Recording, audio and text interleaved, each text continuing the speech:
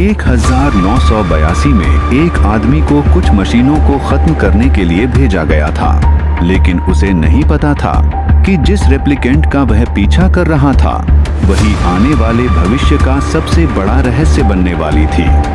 2049 में एक blade runner को एक ऐसा सच मिला जो असंभव होना चाहिए था, और 2099 में शायद दुनिया को पता चलेगा कि इन दोनों घटनाओं के पीछे एक ही रहस्य छिपा था। लेकिन सवाल ये है, 1982 में शुरू हुआ ये रहस्य 2099 में खत्म होगा या 2099 में ही इसकी असली शुरुआत होगी।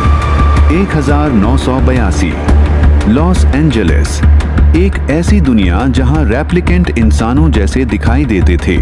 उनके पास भावनाएं थीं, यादें थीं, लेकिन आजादी नहीं थी। रिक डेकार्ड को कुछ खतरनाक रेप्लिकेंट्स को खोजने का मिशन मिलता है। तो क्या वह सच में सिर्फ एक मशीन है? डेकार्ड और रैचल के बीच एक रिश्ता बनता है, लेकिन इसी रिश्ते के अंदर छिपा था एक ऐसा रहस्य जो कई दशकों तक दुनिया से छिपा रहा। रैचल गर्भवती हो गई, एक रेप्लिकेंट जो प्राकृतिक रूप से बच्चे को जन्म दे सकती थी, और यहीं से 1982 की कहानी 2049 से जुड़ जाती। के को एक सामान्य जांच के दौरान एक ऐसा सुराग मिलता है जो पूरी दुनिया की सोच बदल सकता था। एक रेप्लिकेंट ने बच्चे को जन्म दिया था, लेकिन ये असंभव माना जाता था क्योंकि रेप्लिकेंट्स को प्राकृतिक रूप से बच्चे पैदा करने में सक्षम नहीं माना जाता था। अगर एक रेप्लिकेंट बच्चे को जन्म दे सकता है, तो फिर इंसान और रेप्लिकेंट के बीच असली अंतर क्या है? के सुरागों का पीछा करता है, और ये सुराग उसे रैचल और डेकार्ड तक ले जाते हैं। उसे पता चलता है कि कई साल पहले एक बच्चा पैदा हुआ था और उसकी पहचान दुनिया से छिपा दी गई थी। के को लगता है शायद वही उस बच्चे का रहस्य है। उसकी यादें, उसके सपने, सब कुछ उसे यकीन दिलाता है कि वह कोई खास इंसान है, लेकिन सच कुछ और था कि वह बच्चा नहीं था। वह सिर्फ उस रहस्य की रक्षा करने वाला था।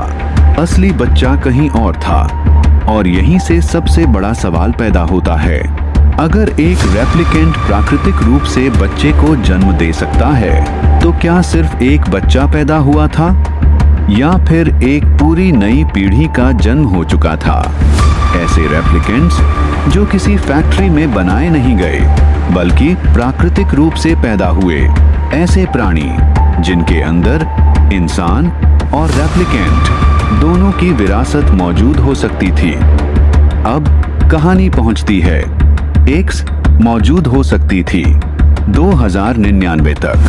सोचिए, अगर 2099 में ऐसे प्राकृतिक रूप से जन्मे रेप्लिकेंट्स की एक पूरी पीढ़ी मौजूद हो, अगर वे इंसानों के बीच रह रहे हों, अगर वे दुनिया के सबसे ताकतवर लोगों में शामिल हो चुके हों, और अगर किसी को पता ही ना हो कि उनके बीच कौन इंसान है और कौन रेप्लिकेंट।